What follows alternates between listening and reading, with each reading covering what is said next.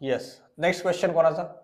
Sir Anjana Krishnan या IPS असून त्यांना DYSPचा चार्ज का देण्यात आला? हा, आता सध्या आपल्या महाराष्ट्रामध्ये एक विषय खूप चिघळला आहे, तो म्हणजे IPS अंजना कृष्णन आणि आपल्या महाराष्ट्राचे DCM अजित पवार यांचा जो काही इश्यू आहे, ते पॉलिटिक्स बाजूला ठेवा.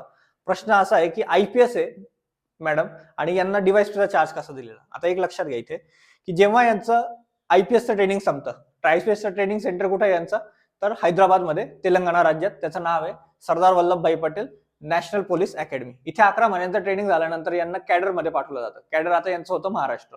आता महाराष्ट्र कॅडरमध्ये आल्यानंतर यांना एखाद्या एसपीच्या अंडर, एखाद्या जिल्ह्यात एसपीच्या अंडर काम करावं लागतं.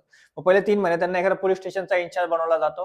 त्याच्यानंतर डिस्ट्रिक्टच्या स्पेशल ब्रांचमध्ये वगैरे नियुक्ती दिली जाते. अशी वेगवेगळ्या ठिकाणी 2-2, 3-3 महिन्याचं यांचं ट्रेनिंग केलं जातं. त्यानंतर त्याच कॅडरमध्ये पहिली पोस्टिंग यांची ऍज अ DYSP होते. डायरेक्ट यांची असिस्टंट एसपी किंवा ऍडिशनल एसपी म्हणून दिलं जात नाही.